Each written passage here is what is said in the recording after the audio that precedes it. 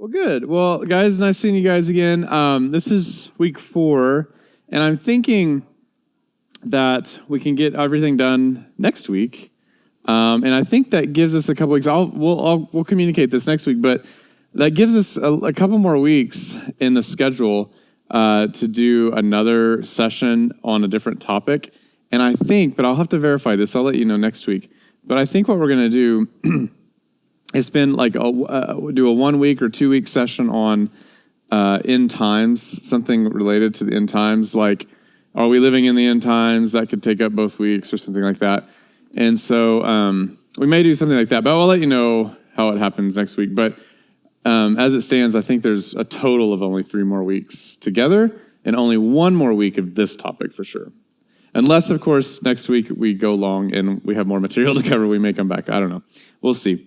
All right, well, without further ado, let's just go jump right in. So remember last week, we talked about how God has given us significant free will. And I mentioned that sometimes that topic of free will is a sticky topic because it's so hard to define what exactly free will is, because the comment I made was we are not as free as we think we are, but more free than we want to be responsible for. I think that was the comment that I made.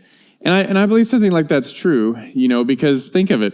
Sometimes we allow ourselves to be put in situations, we freely put ourselves in situations where we cannot make clear, free choices anymore. Let me give you an example. Drunk driving, right? You freely and willfully get yourself intoxicated, and then at that point, when you're intoxicated, your freedom is severely limited because you've done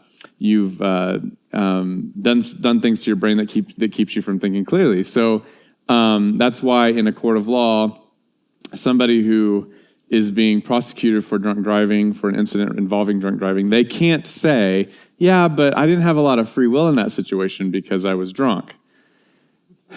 That's true, isn't it? I mean, it's true. Yeah, you were boxed in. There's only certain things you could do. You've limited, but you chose to limit yourself, to put yourself in that situation.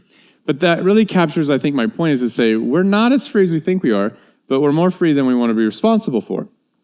Because in that same way, as we go through our life and as we live through our lives, we make small choices here and there. And I have like my 2 glasses. It looks like a nerd here. It's kind of weird. I feel like I have to explain this now.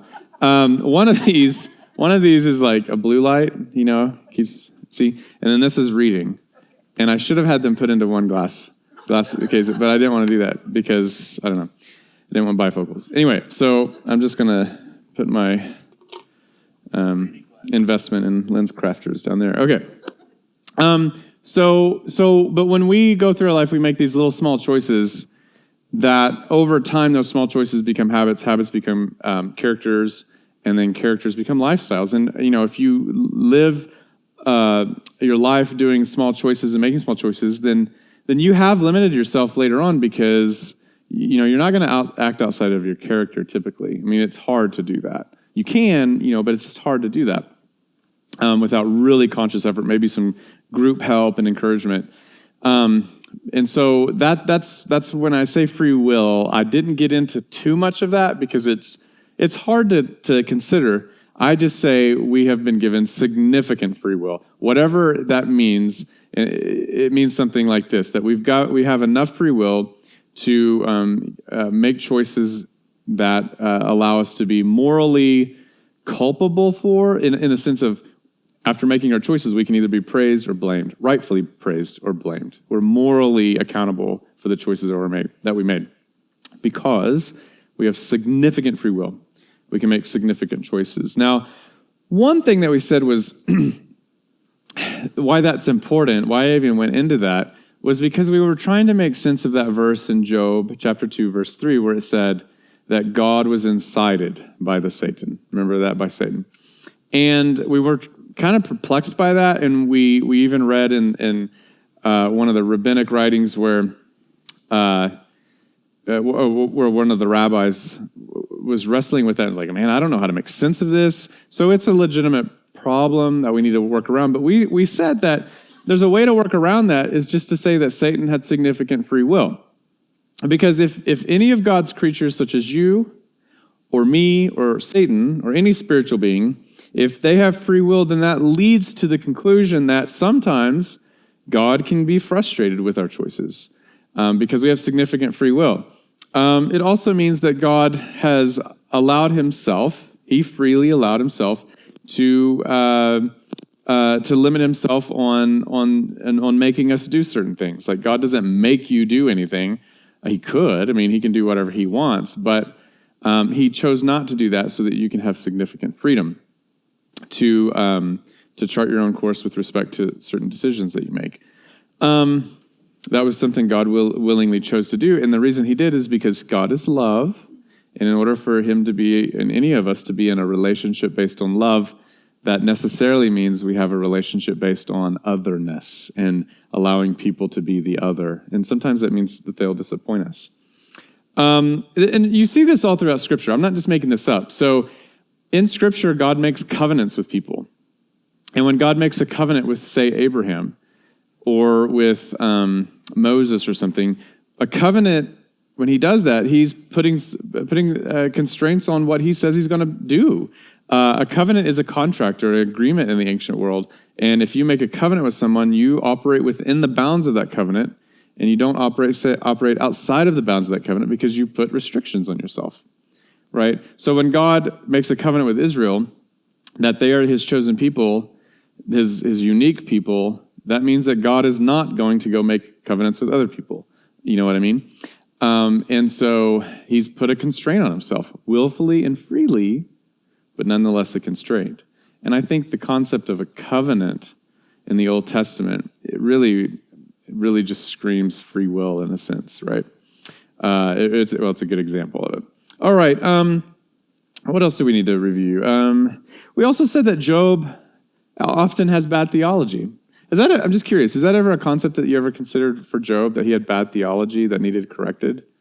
It was new for me when I kind of studied some of this, but it's true, in Scripture, just because a character in Scripture says or does something doesn't mean that what he says or does is correct, right? And so we should expect this in Job from time to time. That doesn't mean that Job says everything wrong about God. He gets a lot of things right about God, but there are some things that he doesn't get right about God. So we acknowledge that. And we also said that by the end of the Job story, Job reaches a conclusion that, he was wrong about some things that he had said. And we asked the question, well, what caused him to change his tune? And what did God say to him that caused Job to have more peace about his situation, to understand the problem of evil a little bit more than he did before? Well, those are questions that we're going to answer today. What we're going to see today is that when God addresses Job toward the end of the book, he tells Job a lot of things that he needs to know, that Job hasn't either considered before or that he didn't take seriously before or something. He tells Job some stuff that he needs to know. And what does God tell Job that he needs to know? Well, God raises the subject of sinister spiritual beings. Okay, so God's going to talk about spiritual beings in Job. And he's also going to show, he raises that subject. He talks about spiritual beings because he wants to show Job, those are the ones that are evil. I am good, and there's a difference between me and them. Okay? He's also going to show that God's going to show that he's in control of the situation. Even spiritual beings that are doing harmful things, God is still in control of the situation. Doesn't mean that he's controlling everything a spiritual being does, but he is very much in control of what that spiritual being is, and so forth. He's in control of that situation. So when we talk about spiritual warfare, it's one of those topics that we could easily get off the road on, very easily. Let me give an example of this. When my wife and I this spring break, we were coming home from Colorado, and we left the place we were staying in, Colorado Springs, and we hit a snowstorm. Of course, that's what you do when you leave Colorado. You hit a snowstorm and make your trip really, really hard getting home. And we thought, well, let's take the main interstate system, I-75, I think is what it was. And we thought, well, the roads will be clear, of course. It's the interstate. No, they were like worse. They were terrible. And before we could get to the interstate, I-75, we had to take a local state highway. a decent sized road, but nonetheless a smaller one than a U.S. interstate. And well, when we got there, when we were on that road, it's snowing and it's like really, really bad. Like, oh man, creeping along. Oh, it gets worse because that road closed shop. They blocked it off and we had to take these back road country roads, 2-lane, really off into fields. Like, I don't even know. It's one of those things. Like we were not going through fields, but there were fields around us. It was one of those like country type things. And the road, it was so snowy, so slippery. And we're in a minivan. We're not like in a Jeep or a 4x4, right? We're in a cart. And we're going down the road. And it's a snowy road. And like you have one lane now because the 2-lane that it was, everybody's right in the middle. So it was one. And it was 6 miles this way and 6 miles this way till we got on the lesser bad interstate that took us to I-75, which was terrible, right? And it was just like, man. So I'm driving, going down, and I'm thinking, like, there's a ditch over here, there's a ditch over here. One little move, one little thing, I'm in a snowdrift and I'm stuck. I'm in a minivan. And you just have to pay really close attention. And of course, you passed one truck, I think, like, oh, here it goes. And we managed to squeeze by each other, and thank God we got out okay. We prayed, and God is good. So, but that's really an illustration, because the problem, spiritual warfare, when we talk about that kind of stuff, it's like driving down a very narrow road that if you get on to the left, you're going to stuck over here. If you get on to the right or just make the wrong move with your will, you get stuck over here and you're stuck and you're off on the wrong foot. But when it comes to spiritual warfare, we want to glide right down the middle as best as we can. Here's what I mean. It comes from C.S. Lewis. C.S. Lewis said that, I'm butchering this, but he basically said something like, when it comes to the demonic realm and that sort of thing, he said we're tempted to make one of two mistakes. One, we are tempted not to believe in it. Well, that's a mistake. The other thing we're tempted to do is to get too infatuated with it, right? So you got ditch over here, and the goal is to stay right down the middle as best you can, because it is very tempting to do that. I've seen people very infatuated with that, and that's never good. You get people who just don't believe in that, feel safe, but that's actually not safe either, right?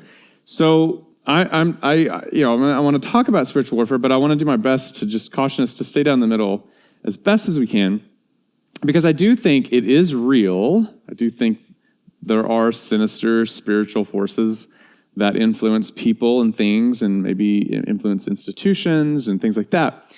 And so we want to believe that that's the case, but we don't want to get too infatuated with it, precisely because that realm, the demonic horde, if you will, it just isn't worthy of our admiration or that much attention, to be honest with you, because according to Scripture, they're defeated. They can't do anything to you in the sense of overpowering the God who lives in you, or that's just ridiculous. They can deceive us into thinking they can do those sorts of things, and that's not good. But as we get into this talk today, I don't know what your prejudgments are walking into this room about spiritual matters. Maybe you're one of those who's like, I never really thought about it that much.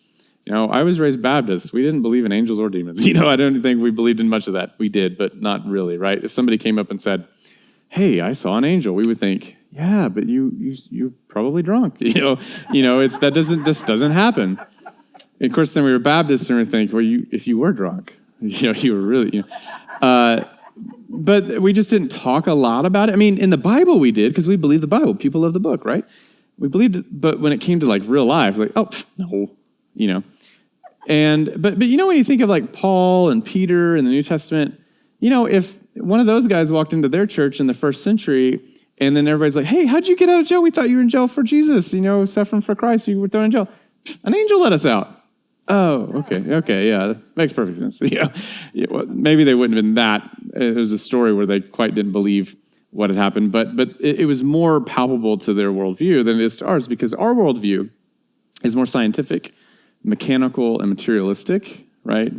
Hard stuff, things you can touch, taste, feel, see, and hear, and measure, the physical world. That's how we operate. Well, that's not a biblical worldview, and it's not the worldview in which the Bible was written. And what we're finding now is that the materialistic, physical type worldview, scientific worldview that we've been inoculated into, even the church, is just it doesn't account for all the things that we know about reality, right? I've talked to a decent amount of people who've had spiritual experiences. In fact, just today I got a phone call from a guy who had heard me on an interview, and we've been trying to touch base with each other, and he was talking to me, and we were talking about some of this stuff, and he's like he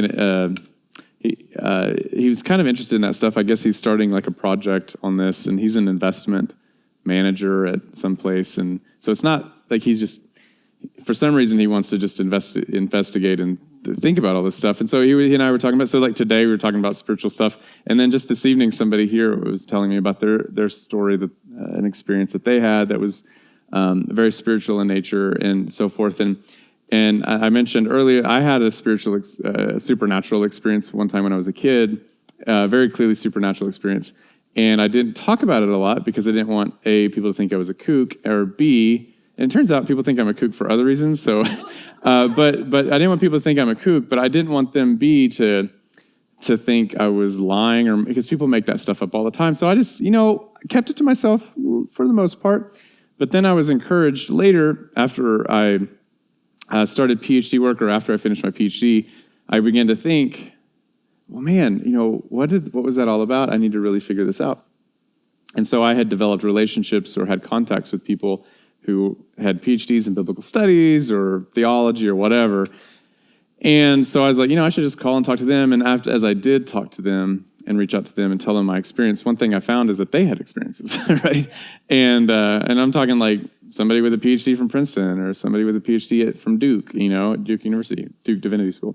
He would tell me, and as I would just talk about it generally, say in church, people would come up to me and say, I had an experience one time. And nobody likes to talk about them. I think a lot of people have experiences like that, but nobody wants to talk about them because A, they don't want to seem like a kook, or B, they don't want to seem like they're lying. But if they hear other people talking about them, then it makes them feel less lonely and like, okay, I'm not weird or anything like that. And so I talk about that more so now than I ever used to. But so when we get on this subject, it's sort of a hobby horse of mine because it's something that I don't think we have talked about enough. And then I also want to guard against people being, too infatuated with it, because that could be unhealthy as well. But today, that's the topic, and we're going to see in Job that this stuff kind of comes up routinely. So if you have your handout, we'll just kind of work our way down the line here. So number one, in the book of Job, there is spiritual warfare. That's the first blank that you can fill in. So let's talk about this. Spiritual warfare, the wars. When I say that, I mean conflict in the spiritual realm, where you have spiritual beings doing sometimes sinister things, okay? And of course, it works the other way around too. You have, in places like Daniel 10 and other places, where you have good spiritual beings doing good things. And sometimes, like in Daniel 10, you have them fighting, which is pretty interesting. So one thing to remember, in the book of Job, Satan does not appear after chapter 2. It's only in chapter 1, chapter 2, where Satan shows up and talks to God, and that's where all of this stuff with Job started. You guys know all that now. So Satan doesn't appear at all after chapter 2, at least not explicitly. I think he is in places outside of chapter 2 throughout the book. We just don't recognize him there, and that's what we're going to talk about today. He is in other places in Job, but he's just masked by other names. He's given other names.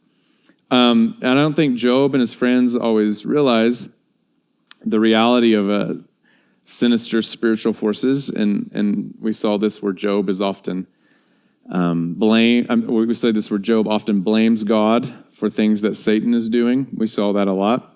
And so I think the story of Job in the latter part of the book, when God is speaking, I think what God wants to do is set the story straight, that God is not the one doing evil, and God is not a partner with the ones doing evil. Let me give you an example of spiritual warfare in Job, okay? We've seen the first one where God and Satan are talking. That I would call that spiritual warfare, because there's things happening in the spiritual realm that impact things in the earthly. So we've seen that. But there's another part in Job chapter 4, verses 12 to 21, and I'll pop it up here. It's kind of small, but Maybe you can read it. I'll read it with you. I will probably need my glasses, though. One of them. And so in this context, one of Job's friends is talking, and he's relating an experience that he has. All right, so let me read this. It says, "Now a word was brought to me stealthily. My ear received the whisper of it, amid thoughts from visions of the night, when deep sleep falls on men. Dread came upon me, and trembling, which made all my bones shake. A spirit glided past my face. The hair of my flesh stood up. It stood still, but I could not discern its appearance. A form was before my eyes. There was silence. Then I heard a voice. And this is the voice. Can mortal man be in the right before God? Can a man be pure before his Maker? Even in his servants he puts no trust, and his angels he charges with error. How much more those who dwell in houses of clay, whose foundation is in the dust, who are crushed like the moth. Between morning and evening they are beaten to pieces. They perish forever without anyone regarding it. Is not their tent cord plucked up within them? Do they not die in that without wisdom?" Okay, so what did we just read? Well, this is, again, one of Job's friends talking about an experience that he has. And it's if you really have to pay close attention to what's going on. I mean, he says this is one of the visions of the night. He has a vision in the night. And he's telling Job this. He's telling Job, hey, here's what I want you to know. And it's almost as if, and I should have went back, sorry, I apologize, should have gone back and read some more context on this because it's been a few years since I've talked about this thing, but always go back and read the context of it. But as I recall, he's telling Job, hey, I had this vision, I want to relay it to you. And the person telling Job this thinks this is a good message from someone good. Like, hey, you need to understand some truth about God. I'm going to tell you something about God. But when you pay attention to what this thing told him in the night, it's not a good thing. So let's kind of go back over it just real briefly. He says, it was in the visions of the night when deep sleep falls upon men. Dread came upon me, trembling, which made all my bones shake. So he is acknowledging this is not a pleasant experience. He was afraid. He says, a spirit glided past my face. The hair of my flesh stood up. It stood still, but I could not discern its appearance. Now, it's just very interesting. I did not plan this, by the way. But who is? I don't think he's here. The person who was telling me about their experience sounds exactly, pretty close to just this thing. Shadowy figure by their bedside kind of thing. I did not plan it like this. But anyway. This person's experiencing something like that. And so he could not discern the experience. A form was put before my eyes. There was silence. And then I heard a voice. What did the voice say? What did it say? And notice what the voice says here, the shadowy figure. Notice what he's saying about God, and notice what he's saying about humans. He says, can mortal man be in the right before God? And he's asking this in the sense of, no, you can't be in the right before God. Can man be pure before his maker? The answer is no. Because then he says, even in his servants, even in God's servants, he puts no trust in people. And his angels he charges with error. How much more than those who dwell in houses of clay, meaning people, whose foundation is in the dust, who are crushed like the moth. They are beaten to pieces morning by morning. They perish forever. No one regards it. What is he saying? Well, one person I was talking to on the phone, he's a PhD from Princeton, a well-published author, and he mentioned this when we were talking, this is a few years ago, and he said, yeah, you know that verse, Matt? He's like, basically whatever this spirit is, he's telling Job's friend, people are crap. Yeah, there's no hope for you. It's a shadowy person. And that right there clues me in that this is not somebody, typically when you have an angel experience in the Bible, the angel announces who he is, there's more of an introduction. It's not this gliding past your face of form you can't understand. It's not like that.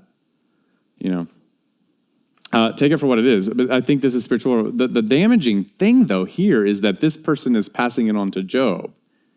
And I think what we see here is Satan trying to mess with Job's theology again.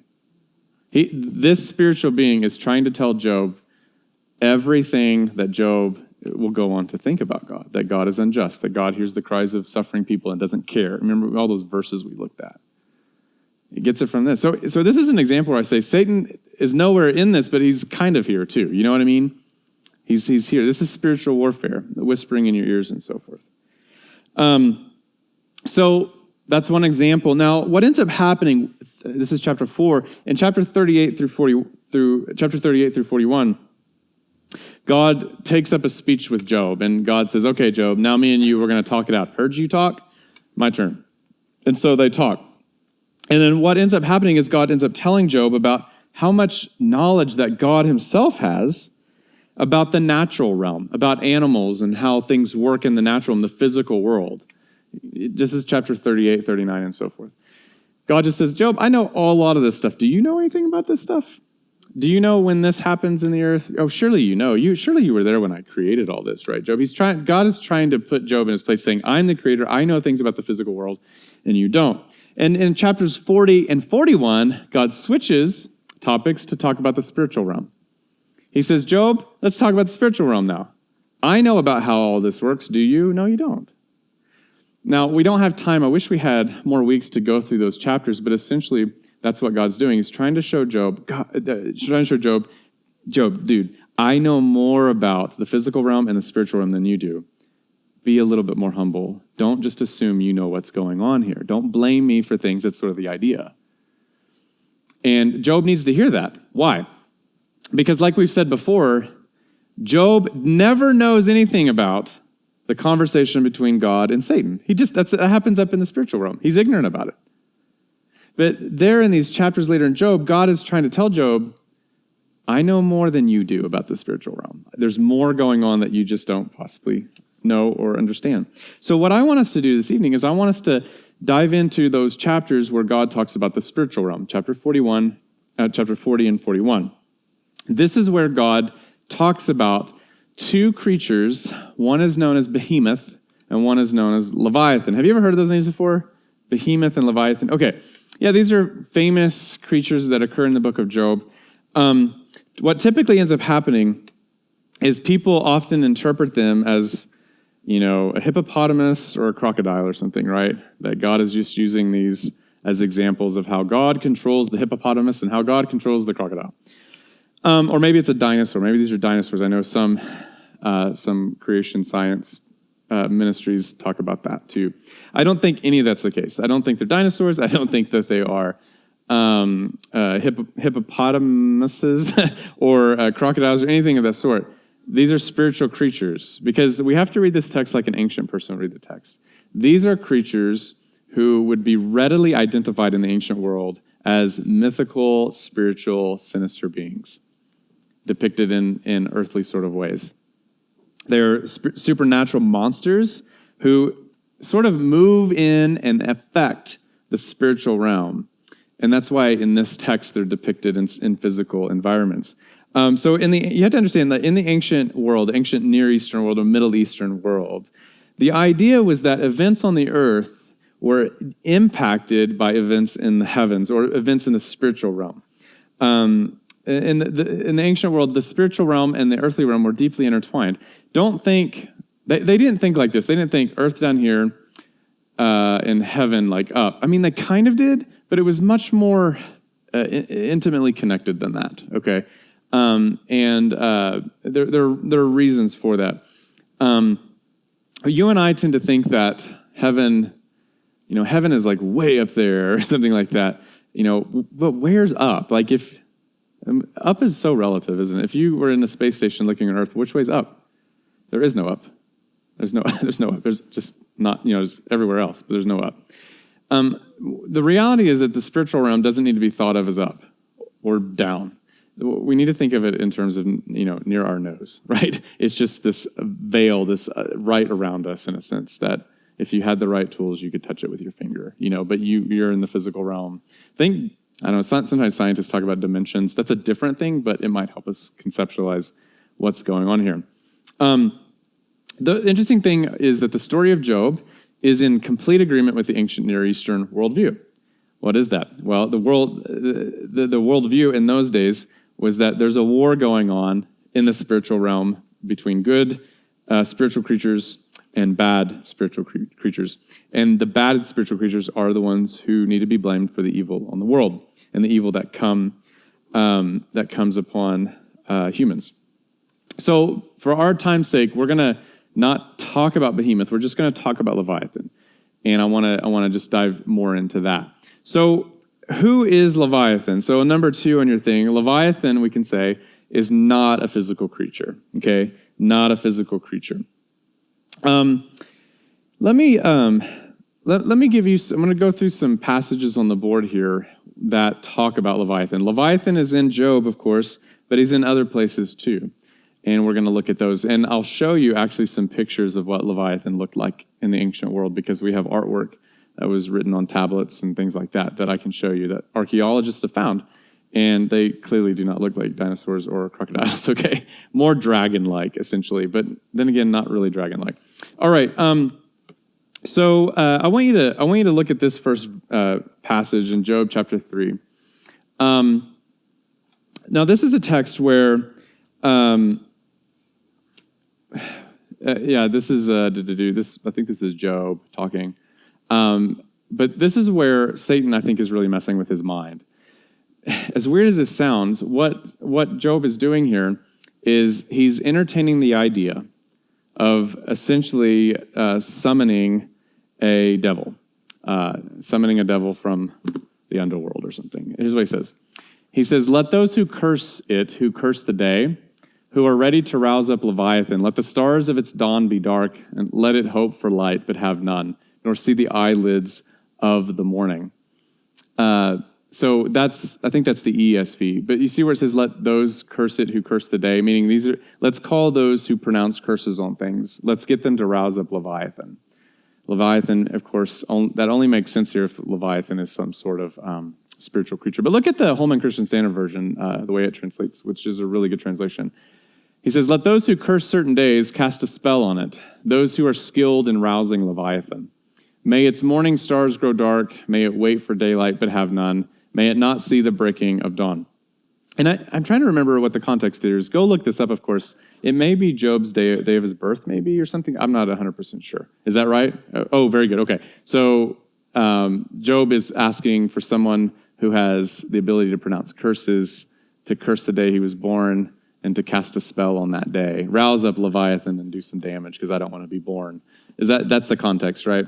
I couldn't remember. So anyway, my point there, though, is not so much that context as much as it is Leviathan. Leviathan clearly seems to be some sort of spiritual creature here. Not a dinosaur, not a crocodile, nothing of the sort. Let me see.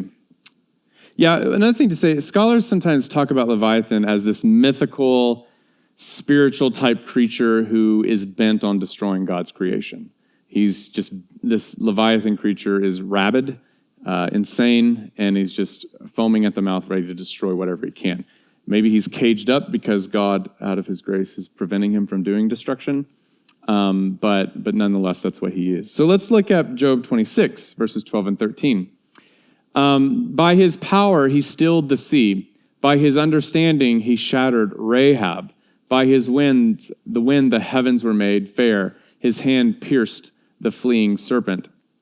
Okay, so this is a text that talks about Rahab as a serpent. Now, Rahab, don't think Rahab in the Old Testament, the Battle of Jericho, Rahab is rescued, right? This is not the same Rahab. Rahab here is another name for a mythical or spiritual sinister being, monster of a sort, and it's here associated with a fleeing serpent. So this is just another example that whatever Leviathan is, it's some sort of it's essentially another way of talking about a serpent, some sort of spiritual sinister creature. Now, if we jump to Isaiah 27, we see a little bit more here about Leviathan. In that day, Yahweh, the Lord, with his hard and great and strong sword, will punish Leviathan, the fleeing serpent, Leviathan, the twisting serpent, and he will slay the dragon that is in the sea. So clearly, this is a sea monster of a sort, and at the end of time, God is going to destroy Leviathan, who interestingly is called a fleeing serpent, a twisting serpent. Now, we know that there's a serpent in the Bible in Genesis chapter 3, and later he appears in Revelation chapter 12, and he's identified very clearly as Satan. Okay, so this is kind of adding 2 plus 2 together, we can see that in Job, Leviathan has all the marks of some sort of manifestation of Satan of sorts, okay? I don't think that's unreasonable to suggest. Again, not a crocodile, okay? Again, it's not a dinosaur. Look at Isaiah 51:9. It says, "Awake, awake, put on strength, O arm of the Lord. Awake as in days of old, the generations of long ago. Was it not you who cut Rahab in pieces, who pierced the dragon?" So here, Rahab is identified as a dragon. Very close similarity to this Leviathan creature. But notice what we're seeing here in Isaiah's text, that God is at war with this dragon being.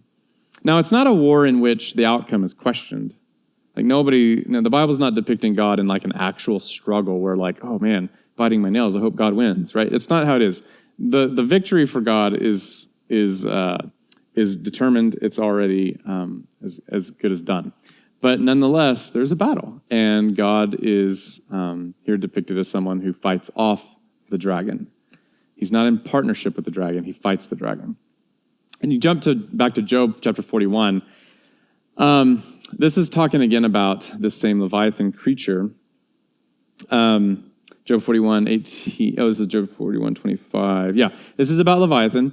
And he says, when Leviathan raises himself up, the mighty are afraid. At the crashing, they are beside themselves. Now, this is ESV. If you have an ESV Bible or maybe in another translation, sometimes they put footnotes by words because, some words in Hebrew and Greek, just like any language, they can have multiple different ways of being translated.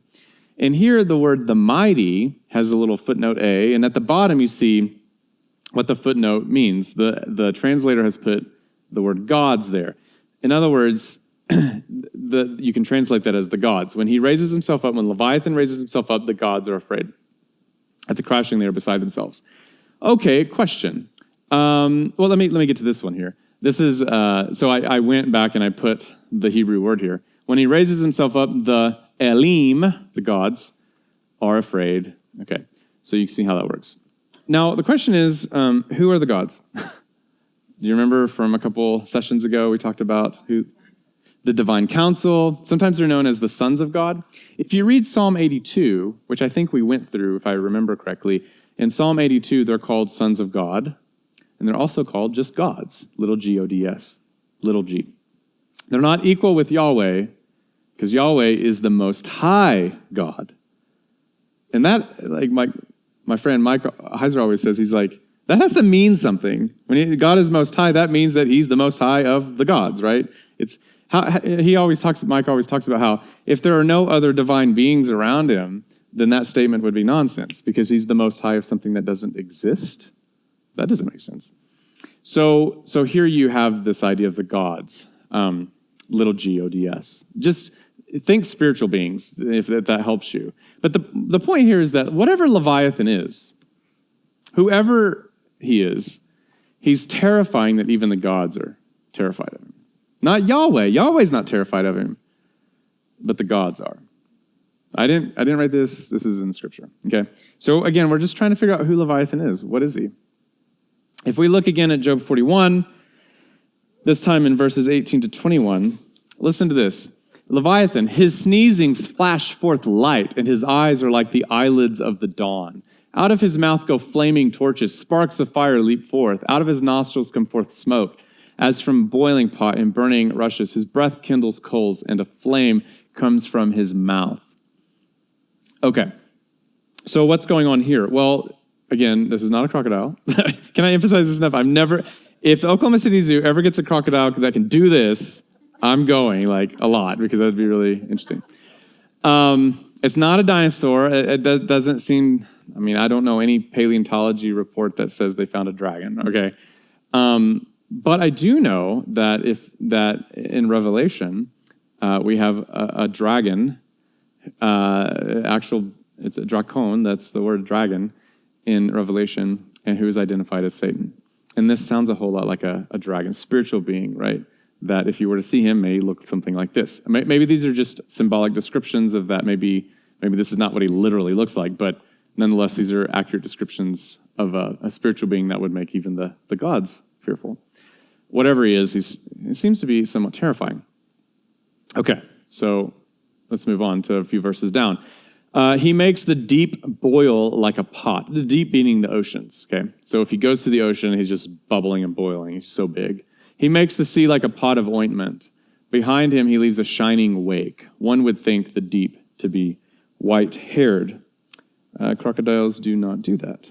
Okay, let's go to the next one. He sees everything that is high. He is king over all the sons of pride. Now that's an interesting statement, because when we talk about Satan, we often talk about him as like a leader of a cohort of other demonic beings, right?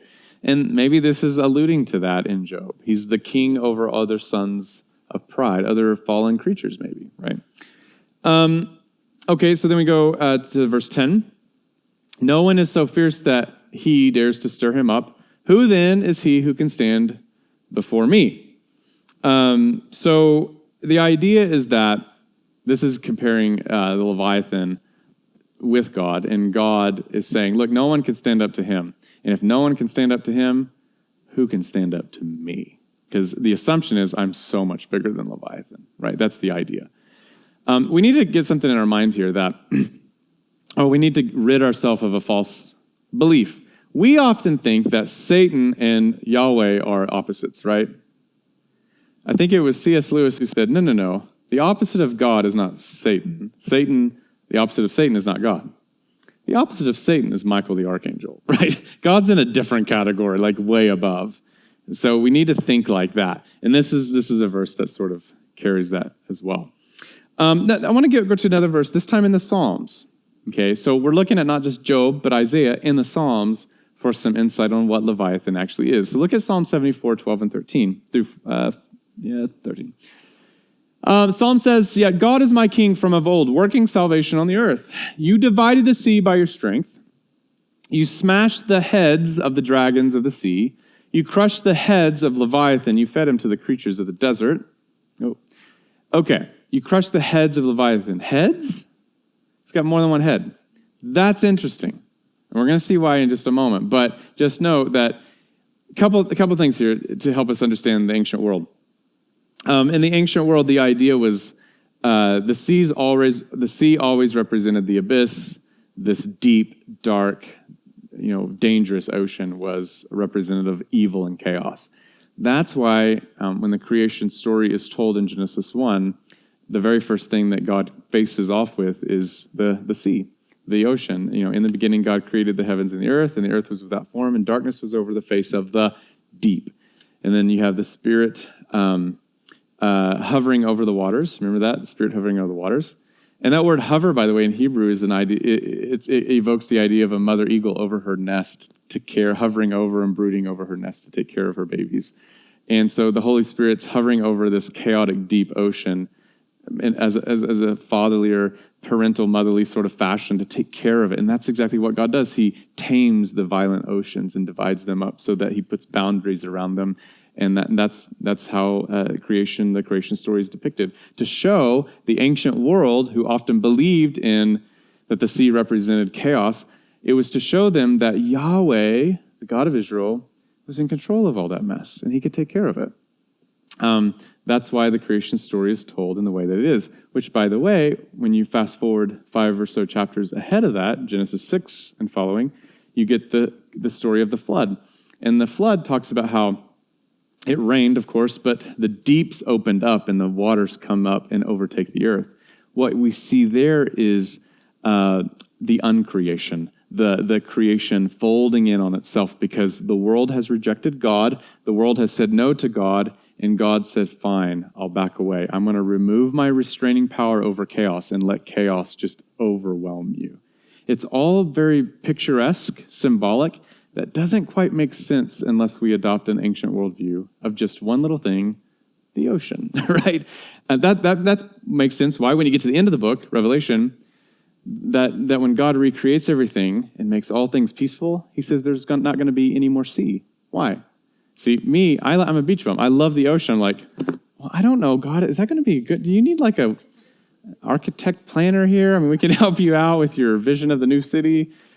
But see, that's thinking too literally. So the point there is when he says there's not going to be a sea, is not that there's not going to be beaches. It's just a symbolic way of saying no more chaos. No more chaos. That's how the original readers would have understood it. We try to make it all be scientific. Genesis 1 is about this, and no. You got to think like an ancient person. So back to this, this is telling the creation story in a sense that God is controlling the seas, that he's in charge of it. He's the creator of the world, and he can calm the chaos, but he can sustain us through our chaos. That's what this is really saying.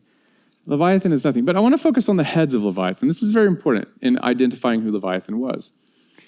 Early Hebrew Israelites, they weren't the only ones to believe in Leviathan, okay? In the ancient world, you had a creature that's spoken about in other ancient writings. Sometimes he is called Latan or Lotan. Sounds a lot like Leviathan, right? Leviathan. And we have this picture here, which is very interesting. I have in my notes where this came from. I think Iraq or something like that. It's a Mesopotamian sort of thing. But if you look here, you have this monster. Now he does have legs, but he does have 7 heads if you were to count them up. Okay. Another picture I have here this is less easy, but it's sort of the same. Same basic structure with 7 heads. And this is going to be a Lotan, or Leviathan sort of creature. This creature is very much often associated with the waters, with the deep. He lives in the seas, a sea monster of sorts. But this is sort of what he looked like. Again, this is no crocodile. This is not a dinosaur. It's a weird sort of spiritual being. So these are some pictures. You can go online and find probably some more, but these are just ones that I pulled off. Depicted as having 7 heads, which is so remarkable to me that in Scripture we have that same picture, same viewpoint here. So if you need any proof that the Bible is an ancient text written in an ancient worldview, this is it. And until we understand some of this historical data, it's sometimes hard to make sense of the biblical data. I mean, we can know basic truth about the Bible without knowing any of this. We can know that God loves us, that Jesus died for our sins. But when we really dig deep into answering some of these other questions, it's really good to go into the background of this. If you are interested in this stuff, there's a Bible that I'd highly recommend. It's Cultural Background Study Bible. Is that it, Tosh? Cultural Background Study Bible. It's worth the money. Probably $40 online. You can probably get it cheaper. But listen, this is the best $40 you'll spend in your life. Because it's a Bible NIV maybe, or NRSV, I don't remember, a good translation. And it's edited by a well-known Old Testament scholar, John Walton. He does a lot of those commentaries, and he'll talk about cultural background, like what was the culture talking about. Craig Keener will do the New Testament. He is a legitimate dude on this New Testament background stuff. Cultural Background Study Bible. Check it out. And if you want to look at one, we can bring it to church and I can show you and you can kind of flip through. It's a neat Bible. Highly recommend. So I want to look at a couple of things here. Obviously, Leviathan is not another name for crocodile. We've talked about that, but it was a name of an evil, sinister, spiritual monster. But there is more to Leviathan than just even that. He's not just some spiritual monster, I don't think. I think Revelation depicts him, the Bible depicts him as Satan. So when we look at Revelation chapter 12, verses 3-4, this is what we see. Another sign appeared in heaven, writes John. He says, "Behold, a great red dragon with 7 heads and 10 horns. And on his heads were 7 diadems. His tail swept down 1/3 of the stars of heaven, cast them to the earth. And the dragon stood before the woman who was about to give birth." And this is it's sort of a nativity scene, not the nice nativity scene in Bethlehem. This is a nativity scene of the spiritual realm. I want this nativity scene in my yard, right? Mary or Israel, really the woman here is probably Israel, it is Mary, but it's not Mary, giving birth to this baby, and this dragon's about to eat the baby as she coming out. But then the baby, if you read on, the baby will get sucked up into heaven. That's a picture of the ascension and so forth, Really interesting text here. I don't think Tasha would want that in my yard, but it would be really, really cool. But notice, how many heads does this dragon have? Yeah, I mean, that's an interesting number. I mean, is he identified here with Leviathan? Here's what I would say.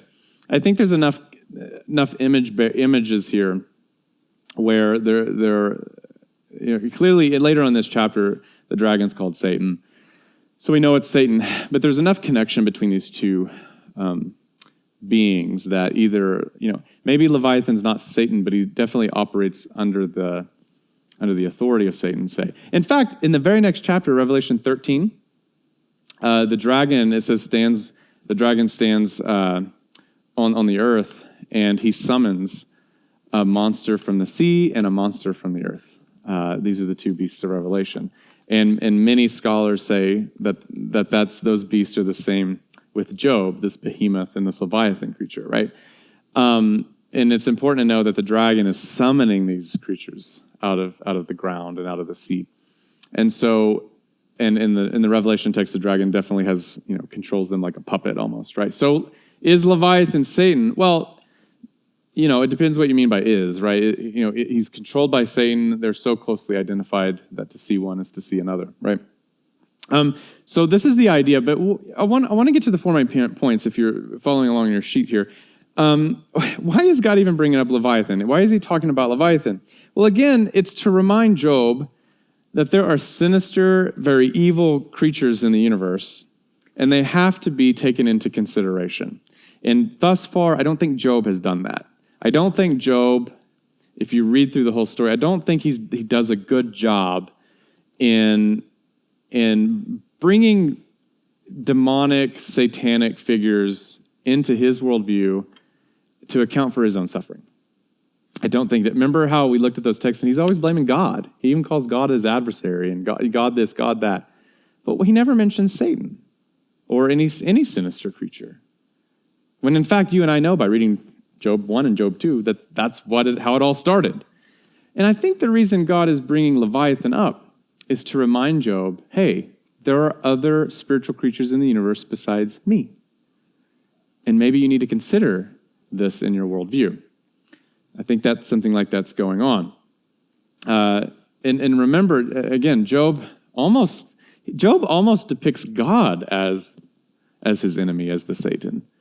And again, God's like saying, no, let's talk about those guys. Behemoth, Leviathan. Let's talk about that. And again, the cultural background. As soon as God told Job Leviathan, Job, being an ancient person, would have thought evil sea monster or some sort of sinister being, right? This is why when we Western 21st century Christians read Job, crocodile, that totally messes everything up, right? I can't do that. Is it a crocodile? No. Okay, I'm just making sure. I'm afraid I haven't said it enough. Okay. Okay, good. So what's the first main point here? Well, again, God wants to show Job that he, God, was not in league with Satan. So in your sheet, you would just simply say, God and Satan are not partners in crime. Because if you read the text about Leviathan in Job chapter 41, God is like totally in control of this Leviathan. He's hooking him, he's doing this to him, and he's whatever. Clearly God is not Leviathan because God is controlling him and is God over him, you could say. Second thing is that point. Evil beings or spiritual beings are creatures made by God. That's number 2. Evil beings or spiritual beings are creatures made by God. They're just creatures. Leviathan is not equal to God. He's just a creature. Again, Job 41 talks about how God is God over him. Okay? Super important point. The third thing is the sovereignty aspect. Oh, wait, did I miss up something here? Hold on, sorry, guys. I'll just skip that. Wait, what is this? Yeah, let's talk about this. Okay, so if God is God over the creatures, this is something, I took this out of Job 41 where he talks about Leviathan, and this is what God says. He says to Job, "Who is first given to me that I should repay him? Whatever is under the whole heaven is mine. On earth there is not his like, I don't know, a creature without fear." I think the idea here is that God owns everything, even Leviathan. Okay? So that means that God is not Leviathan, right? That there's a difference between the two. Now, why this is important is why we need to know, really, that there are spiritual sinister beings in the world that are creatures of God, created by God. They were created originally good, but then they went rogue, is so that we can know that they were created good, but they chose freely to go rogue. When you look at the early church father, his name was Irenaeus. He's a very influential church father. He talks about how even angels and spiritual beings have free will. Listen to this. He says, God made man a free agent from the beginning, possessing his own power, even as he does his own soul, to obey the behests of God voluntarily, and not by compulsion. For there's no coercion with God, but a good will toward us is present with him continually. And therefore does he give good counsel to all. And in man, as well as in angels, he has placed the power of choice. For angels are rational beings. So the idea is if God has given his creatures significant free will, and if some of those creatures rebelled against the will of God, then we shouldn't be surprised when they are also causing evil to come upon God's other creatures. That's the point, I think. At least that goes a long way in describing Job's situation. And again, all Job knew was that. Just these little comments from God about Leviathan being under God's control, but we're summarizing it up into something like that. Now, the interesting thing about this is God could have, videoed or recorded his conversation with Satan and then pressed play for Job to hear, and that would solve the whole problem. But God never does that to Job. And I think the reason is because God wants Job to trust him. I'm going to give you enough information, Job. I'm going to let you pride yourself up and act like you know better than me, but then I'm going to put you in your place. But I want you to trust me. I want you to trust that I know more going. You can trust me. I'm not the sea monster. I'm not the monster you think I am. Look, let me tell you a story about these monsters. I'm powerful over them. I'm God over them. I'm not them. Now trust me. Just trust me. Okay, so that's what's going on. Now, if we look at number 3, we get that. God is sovereign over the monsters. He keeps them at bay, meaning he is someone who is in charge of them and he can keep them at bay, ultimately. Number 4, the main point of all of God's speech is to show Job how little Job knows and how much God actually does know. The thing is, Job's wisdom compared to God is nothing, but God's wisdom is infinite, okay? Now, after hearing all this, after hearing God talk about Leviathan and how God is more powerful than Leviathan and how little Job actually knows about spiritual warfare, Job realizes something very important. And this is what Job says to God. Job answered the Lord and said, I know that you can do all things and that no purpose of yours can be thwarted. Who is this that hides counsel without knowledge? Therefore, I have uttered what I did not understand, things too wonderful for me, which I did not know. Hear and I will speak. I will question you, and you make it known to me. I had heard, this is a very important line. He says, I had heard of you by the hearing of the ear, but now my eyes see you. Therefore I despise myself, and I repent in dust and ashes. So what is he saying here? It's that line fourth from the bottom. I had heard of you by the hearing of the ear, but now my eyes see you. What Job has come to realize is that I didn't really know you. I mean, I heard about you. But now I'm seeing you for what you really are. You're not a monster. Now, granted, Job would say, I don't understand everything. I still don't. Again, God never tells him about chapter 1 and chapter 2.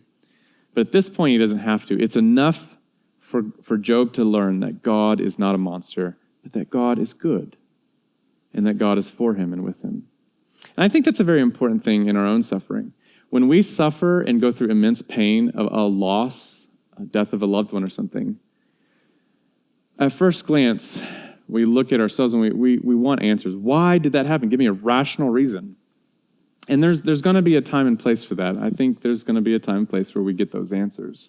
But I think what's more important for us is to understand not so much the why did this happen, but it's more meaningful sometimes to know that, to know about the one who goes with us through the suffering and sits with us and sits with us by us, because that tells us who God is, that God is not someone who is distant from us in our suffering, but someone who comes near to us in our suffering. Here's what I'm really saying. we want to know deep down that God is good. We want to know deep down that God is love and that God will take care of us at the end of the day. Okay? And I think coming to the point of understanding the nature of God and the love of God goes a long way to helping us to cope with our pain and suffering. And then and only then are we in a position to actually get the answers. I think if God gave us the answers too quickly, we would miss the relationship part of him. Let me tell you, in Genesis chapter 3, the humans, Adam and Eve, had perfect relationship with God. They knew God face to face. Where they went rogue was when they wanted to know answers about knowledge of good and evil. When they wanted those answers apart from a relationship with God is when things really messed up. And that's the point.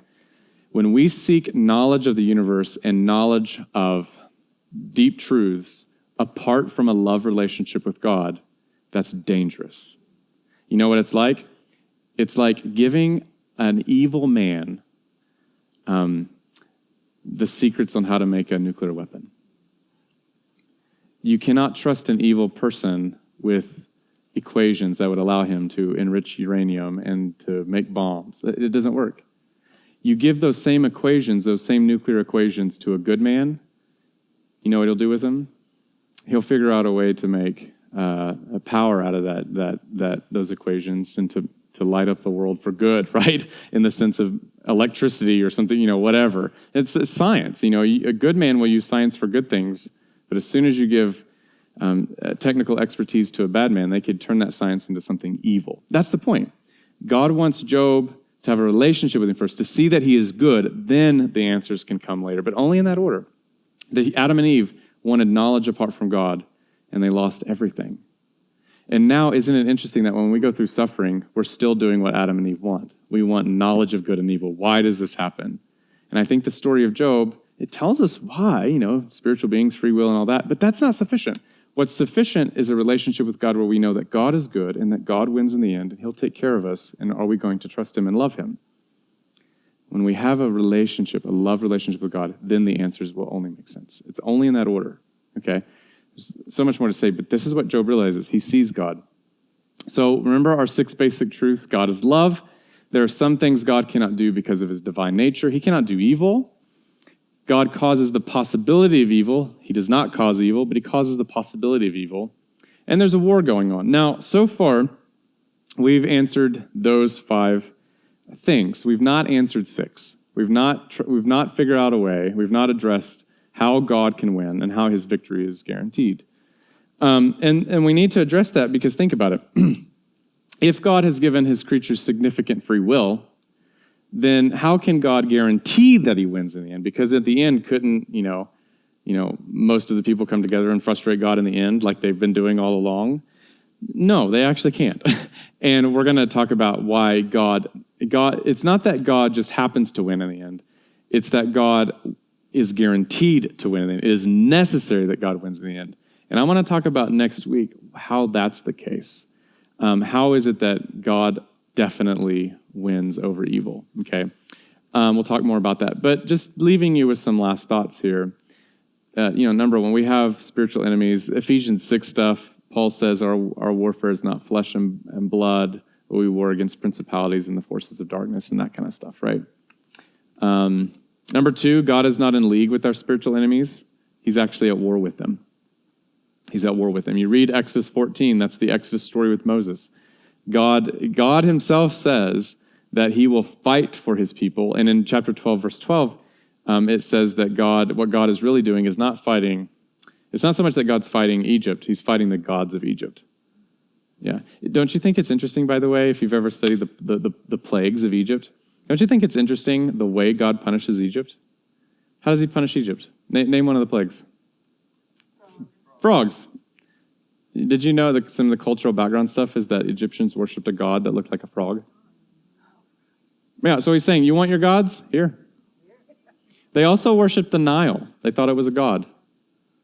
What did God do to the Nile? Turned it to blood. They also worshipped the sun. His name was Ra. What did God do? Dark it out. Who's really God? Right? What God is doing in those plagues is just giving Egypt what they want. You've chosen a life without me. You've chosen a life with the other gods. Okay, fine. Let me go to war with your gods and see who wins. This is how spiritual warfare works. Let's go to bat. Let's do it. So the point is, God is not in league with our enemy, with our spiritual enemies. He's at war with them. God is no monster. He fights the monsters.